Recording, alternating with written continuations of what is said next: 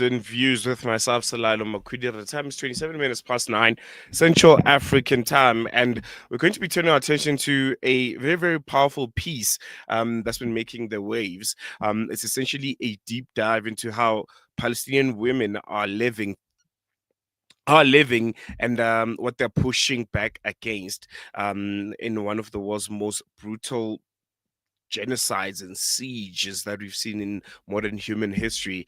In a new article that argues that the West has long misunderstood what freedom means for Palestinian women, reducing them to stereotypes while ignoring the real violence, the humiliation, and structural barriers they face every single day, from movement restrictions.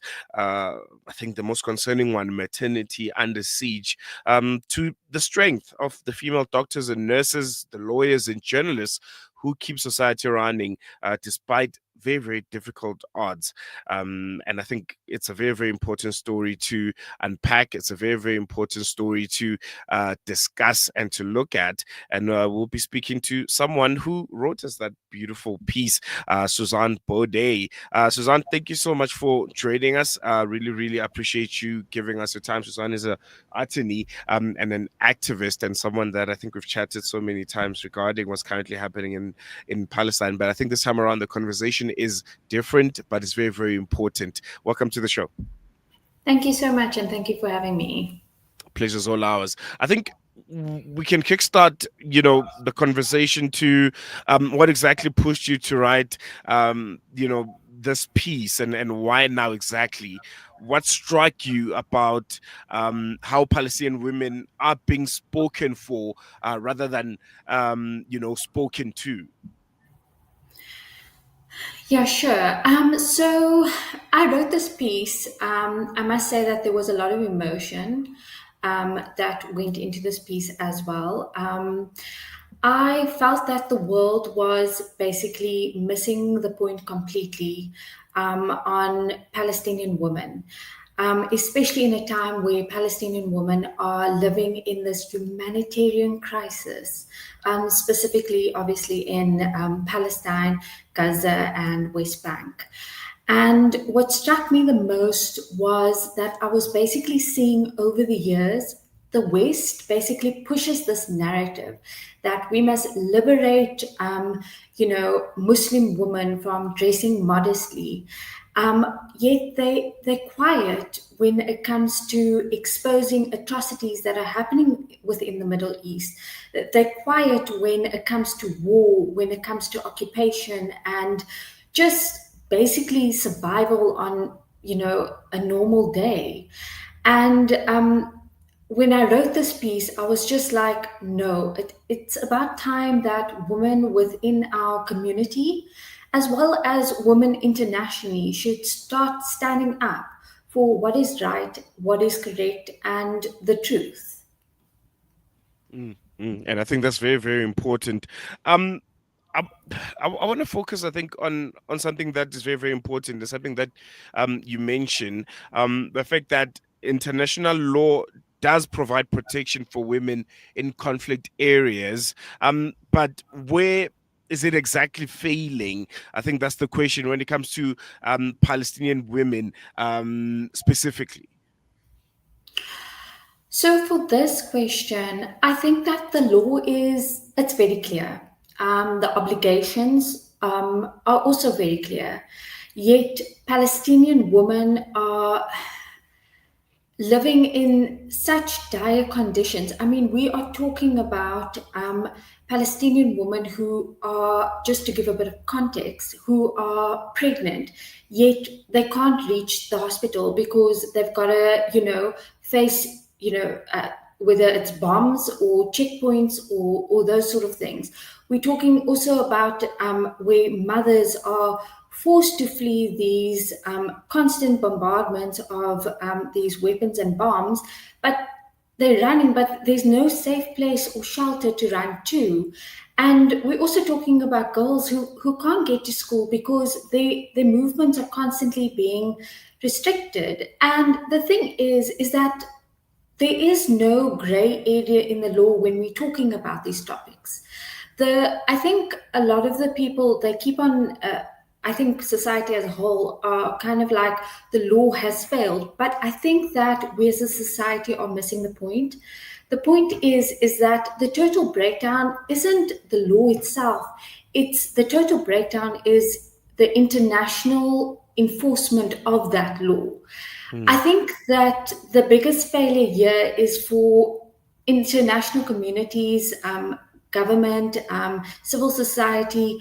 We need to start standing up and saying that the law matters. And when we start pushing that narrative, we start pushing people to enforce that law, for police, military to adhere to that law, to come to aid of the most vulnerable individuals within our society. And let's be honest, women are part of that vulnerable individual group as well as children. mm, mm, mm, very, very important. One aspect that you touch on, and I think you touch on so brilliantly, is the daily challenges that women in Palestine face that are systematic. For our listeners at home, can you break those down, how daily systems like the checkpoints, like some of these blockades that we've been seeing and advocating against for so long, and just general restricted movement directly impacts women's lives? So I think to really bring this point really home, that I want to make is I would invite you as well as the listeners to imagine a pair of shoes in front of you and imagine stepping into those shoes. And those shoes are the shoes of a Palestinian woman. And when you step into those shoes, imagine being persistently asked, not asked, told how your life or daily life is going to be, because that is ultimately the reality. I mean, a simple trip to the doctor can take hours. Going home becomes, it's basically a gamble because you're crossing checkpoints and you don't know if you're going to be humiliated, be in danger, and you're obviously suffering a lot of anxiety because you're fearful every time you must pass these checkpoints. And so basically, essentially, what I'm trying to get at is like every ordinary task that you and I do on a daily basis, like running to the shop, or okay, there's no more shops in the Middle East, but going to the doctor and those sort of things, it becomes exhausting, it becomes unpredictable, and sometimes even life threatening. So I think that restricting someone's movement can delay situations in an individual's life, which can be very life threatening and dire. And at the end of the day, you're actually stripping someone of their dignity, their freedom, their ability to just feel a sense of just being a human being. Mm, mm, mm. Wow, very, very, I think, eye-opening and very, very important.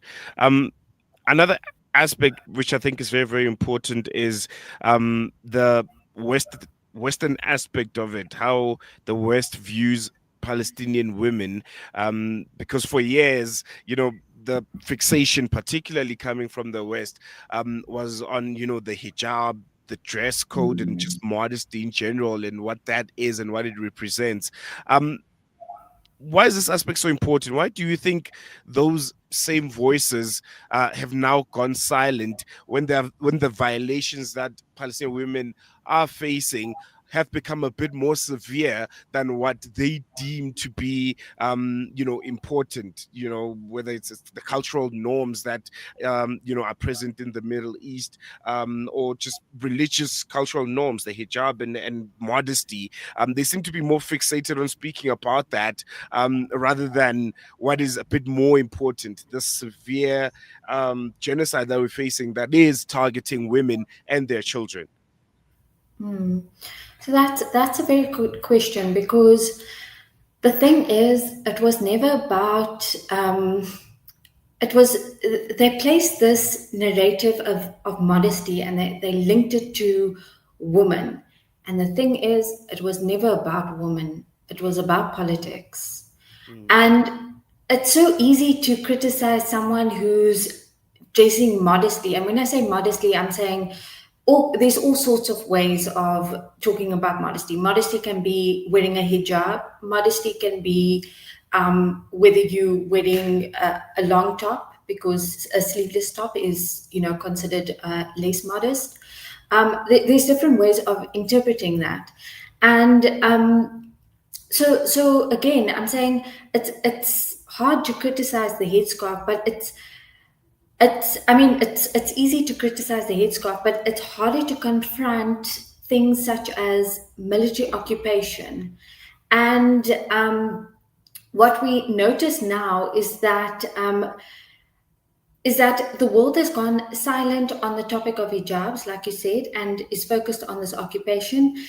But I would strongly encourage women as well as the international community that now is the time to speak up, and now is the time for us to hold accountable those same voices that said all those horrendous things about the scarf and dressing modesty and whatnot, and hold them accountable. They need to acknowledge the injustices that they did. They need to acknowledge the whole power play and control aspect and take responsibility. I mean, the truth, it's uncomfortable, but I'm Mm. not here to make you comfortable, nor anybody else to make comfortable. I'm here for what is just and what is right in the world. And this constant obsession about the hijab and it's been over decades, this constant obsession about the hijab, it's just a distraction, and it's used as a tool which the West weaponize in order to further their, agenda. And their whole agenda is viewing the West, viewing the Middle East as some sort of like terrorist camp region that doesn't treat women correctly. And I think that is just completely, utterly wrong. It's actually, the narrative is, that the way that men treat Muslim women is actually the complete opposite. The way that men treat Muslim women is in a kind, gentle manner, and in a manner that, deserves, has given them a lot of respect. Mm, mm, mm. Lastly, before I let you go, and I think this is very, very important, Suzanne. One thing that I think was very, very impactful when it comes to this enhanced Palestinian solidarity here in South Africa was drawing parallels. So drawing parallels between what we went through as a country to currently what's going on in Palestine, which I think at this point we can all agree is 10 times worse. Could we use a similar kind of strategy, drawing parallels between the challenges that the women of Palestine and the women of South Africa face at this current moment? You wrote about, women that are in labor and have to, go miles and miles without having to get any kind of assistance from a hospital or a doctor, which is systematic because it's a failure of the occupying government, which is Israel. And you have something almost similar here in democratic South Africa, where it's systematic. There are services that, South African women can't receive because of failures of a government. When they are pregnant, some of them give, labor in public places, and it's just this inhumane kind of treatment that women are getting, the issues of gender-based violence and the sustained and almost feeling like systematic oppression of women here in South Africa. Could that be another strategy to try and educate particularly South Africans to be slightly more in solidarity with the unique challenges that Palestinian women are facing, by drawing parallels to the challenges that the women here in South Africa are facing? And interesting that we're having this conversation because it's 16 days of activism for women against gender-based violence. So I think it's very, very much in par with the times that we find ourselves. No, 100%. I agree with you 100%. I think that the strategy should be going forward to draw those parallels and that links between South Africa and Palestine.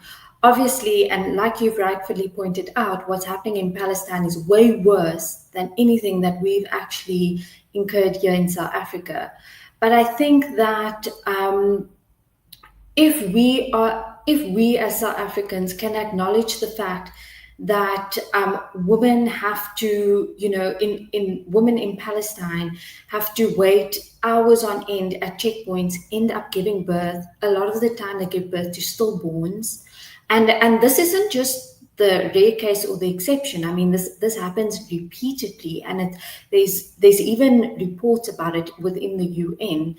And it just shows how a bureaucratic delay can result in a medical emergency. And if we take that scenario and couple it with the fact of what happens here in South Africa, rightfully so, which you've also pointed out, women also wait hours on end, just to get medical treatment. They have to overcome, apartheid spatial barriers, which are still here in South Africa. They have to overcome those to get to a hospital. And a lot of the time, they don't get to a hospital. And a lot of the time, they do give also, they have to give birth without aid or assistance. And it does also lead to stillborns and those sort of things. I think that what we should really realize as a society is that women, we are actually the backbone of many communities. I think that if anything, what has come out of Gaza as well as Palestine as a whole is that they've really shown their strength. I mean, you're getting these women lawyers who are collecting evidence to shape future war crime cases. You're getting women doctors who are performing surgery with little to no equipment. You're getting women journalists, capturing stories, just so that they're not erased, and that, Western media who's not covering the great atrocities that are happening in the region, their stories don't become more elevated than what is actually happening and the truth. So I think that it's time that women band together and realize what's happening in Palestine. It's not an isolated incident. What's happening there, a lot of those things are happening here in South Africa. It's the story, the narrative might be slightly different. Like, obviously here we don't have bombs going off. So, but we're in Palestine, they do. So, but the story and the narrative, it's very similar. It's the same. No, most definitely. I think we're going to leave it there for now, Suzanne. Thank you so much for always giving us your time. And I think it was really insightful piece that you wrote. The struggle of Palestinian women really does deserve a unique kind of lens. And it's conversations like this that foster that. Thank you so much. Really appreciate it. No problem. And thank you for having me again. There you go. Going to take a quick break. News and views will continue after this.